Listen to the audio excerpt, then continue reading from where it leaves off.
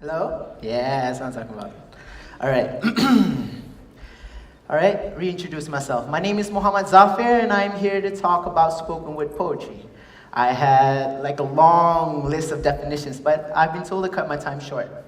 And instead of describing spoken word poetry, I might as well just show it to you, right? This piece is titled Introduction, and I hope you enjoy. My name is Zhafir, and it means victory in Arabic. Some of you might think I seem strange, but you don't know the half of it. I'm a pacifist and I dislike confrontation. I crumble into tears when I get too frustrated, and most of my past teachers tell me that I'm smart. But lazy is lazy gets, and I'm talkative for shit, and I curse like I've got Tourette's. Most of my friends say I'm the most carefree person they've ever met. But to be honest, I have more than a few regrets, and I regret quitting the piano when age 6 and not putting more effort in my academics. And lately, I've been feeling shit. It's like I'm in a pit and I fall to a deeper, darker one. Each time I try to get out of it, I am feeling shit. And I only feel better when I spit. And I admit that I've got a confession. I've fallen to a state of mental depression. I got everything I could ever ask for, but I can't count my blessings despite the math lessons. And I need you, God, to answer some questions. No, I need you, God, to please give some directions. This should show where I'm heading, because I'm just 21, and I just don't know where to turn. No, I'm 21. There's already so many bridges that I've burned. No, I'm 21. The money that I have is not the money that I've earned. And no, I'm 21. And I realize there's so many things I've yet to learn. My biggest weakness is I'm a hypocrite. No, I hate hypocrites. My weakness is I'm consistently inconsistent. Shit.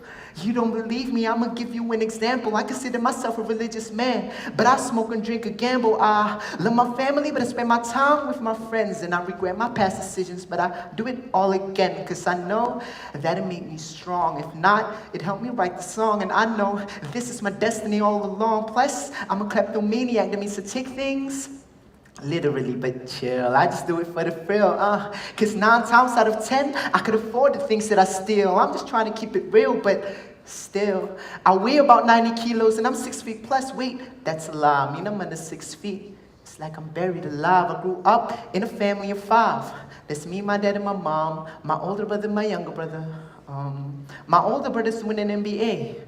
My younger brother's doing nothing but, hey, let's get a shot out the way and let's just get back to me. Because I'm an average dude, and this is how average do. But if you're a middle child and middle class, if like give you the middle figure, then you'll be average too. Said I'm an average Malay dude.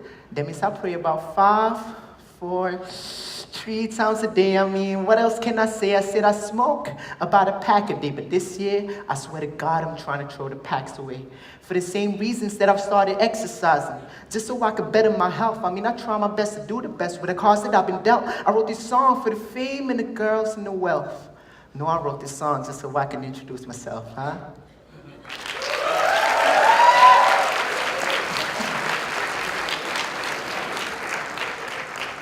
Thank you. I wrote that piece about a year ago, and I've come some way since then.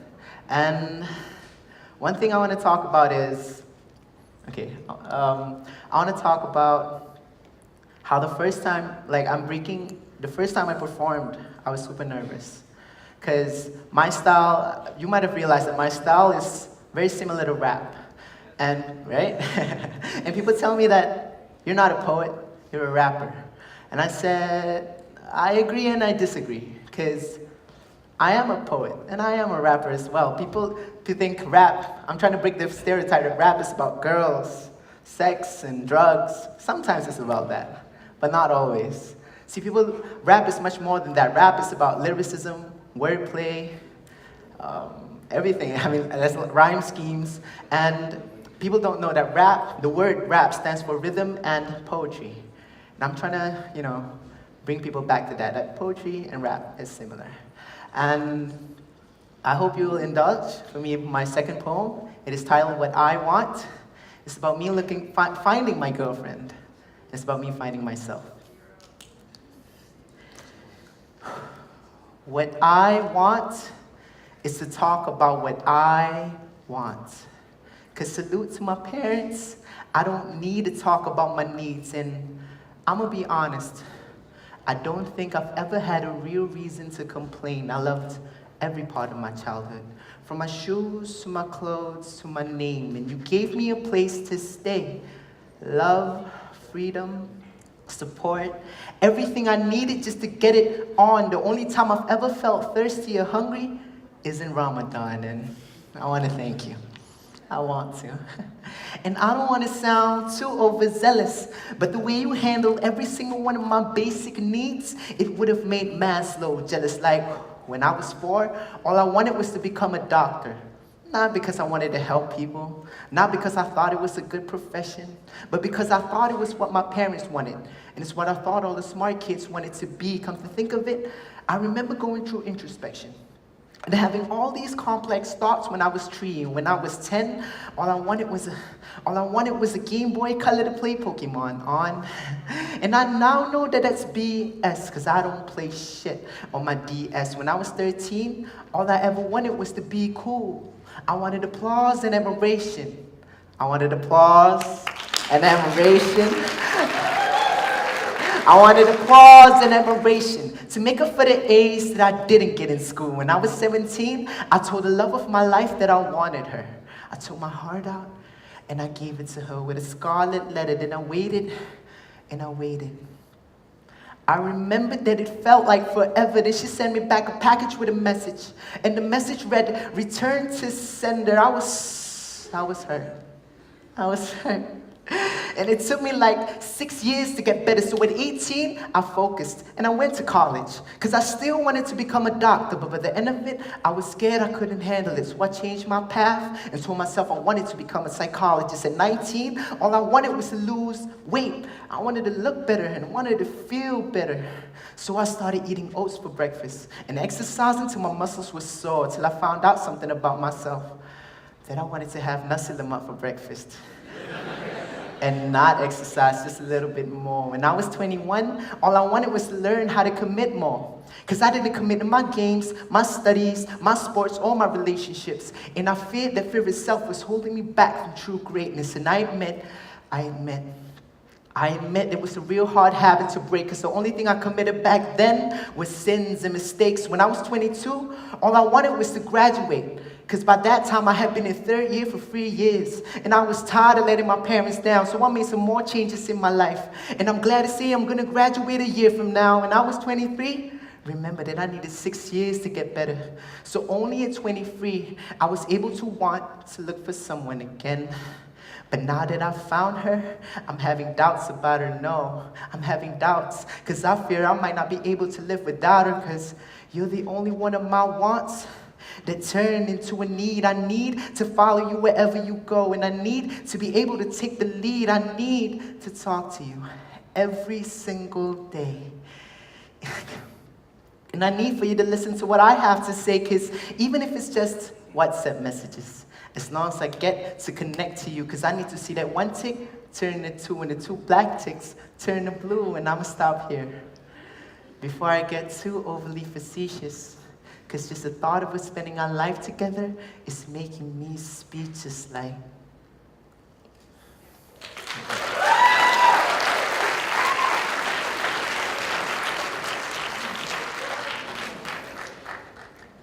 another thing I want to talk about is how, because the title of my speech is Breaking Barriers. And I've been asked to talk about how previously I wasn't that good in English. So when I started writing, I read more books in English. I started listening to more stuff just to show that, because apparently I'm a Malay man, so I'm not supposed to be good in English. So, but I want to break that stereotype. And I came in the scene like, oh, I'm the best, I'm the Malay guy with the best English, but I've been proven wrong. And I hope that, I share this and you get inspired that despite it not being your mother tongue, you can be good at English as well. And I want to share that. This final poem that I will share is about me looking for love. You see, the thing is, I'm breaking stereotypes here, but I do fall into one. All poets talk about love. And this is, I'm looking for someone. You see, I'm looking for someone who's about my height. Maybe a little bit shorter. No, I'm looking for someone who isn't hesitant to give somebody in need a quarter. I'm looking for someone whose eyes will make you think of heaven. No, I'm looking for someone who's a 6, but thinks she's a 7. I'm looking for someone to share my secrets with. Someone who I can talk to every single night. And I'm looking for someone that I'll be grateful for. It doesn't matter if we fight. And if we fight, I'm looking for someone that I'll be willing to give in, given that she's cute when she's angry. Even when I know I'm right. And I'm looking for someone whose smile can light up a room with no lights. I'm looking for someone to sit down with. And someone I'm going to stand up to, no. I'm looking for someone to round with. Someone who's always ready for round 2, no. I'm not looking for someone. I'm not looking for someone to sleep with. I'm looking for someone to wake up to, and when I marry her, it's because I need to and I want to. I'm looking for someone who drives an Audi, but doesn't mind riding in my car, which is not an Audi. And I'm looking for someone who still remains a little bit naughty, despite the fact she may be turning 40. And whether I call her my shorty, my lady, or my bitch, she knows that I mean it in the best way. She thinks I'm smart, clever, and intelligent, despite what the tests say, and I'ma do everything with her. It doesn't matter what the rest say, because every single day I spend with her will be the best day. I'm looking for someone who's willing to try something new, even if she thinks she might be bad at it. I'm looking for someone that'll make me work on me and throw away all my bad habits. I'm looking for someone who enjoys her puns, and you can't even be mad at it, because when I bring up knife juggling, I expect her to say, let's take a stab at it. I'm looking for someone who's always polite, but still got the ability to be rude. And I'm looking for someone who watches what she eats and still finishes her food. Honestly, I'm looking for someone who values trust and honesty. And I'm looking for someone who hears the word Homer and thinks of Simpsons and the Odyssey. I'm looking for someone to be the co-captain of my team, someone who's gorgeous in her dress, sexy in her jeans. I'm looking for someone who's following her passion and her dreams, just so I know that she knows what sacrifice really means. I'm looking for someone that I catch a grenade for. Wait, that reference might be a couple years too late. So I'm looking for someone that I would love to have as a roommate. And I'm looking for someone to date today, because tomorrow might be too late. I'm looking for someone who loves nature. Someone who literally wouldn't hurt a fly. And I'm looking for someone who's got it all figured out. Someone who's not afraid to die. I'm looking for somebody with the body, with the booty. And I don't see the need to lie, because I'm a simple kind of guy. But in the end, I'm still a guy. I mean, I'm looking for someone who can handle my parents. Because I'm going to let you in on a secret. Both of them are fucking insane. And my mom's family tree got over 100 living family members. I'm expecting her to remember all of their names. I'm looking for someone who won't stop me from playing, but rather join in on my games. And I'm looking for someone who has a shawl and a lip piercing, just so I know that she's going against the grain. I'm looking for someone who's a person of faith. It doesn't have to be Islam. I just want to know that she believes in something. And I'm looking for someone who's strong enough to fight, but sees the humility in running. I'm looking for someone to cuddle with at night. I'm looking for someone to tuck in. And I'm looking for someone to be my sun when she comes up, and my moon when she comes in. So if you know someone, remind me to remind you to remind her, because I would do anything for my everything, even if it takes everything to find her. Thank you.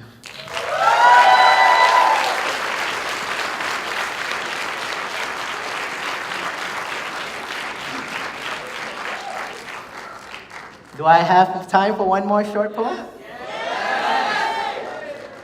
This one's pretty short. I wrote it today, actually. I want to show that it's pretty easy to do this. That you can do it too. I mean, hopefully you pick it up. I invite you on this path to be extraordinary, to be excellent, to commit energy and effort and to elevate yourself to levels higher than you've ever been. I want you to look for some proof. I want you to look for some evidence, because despite your height, you could be the size of an elephant. My ex would say that everything I say is excrement, but don't listen to what she has to say. She represents the fear and doubt in your heart. She's holding you back. That's why I left her anyway. And with that, thank you. Thank you for listening.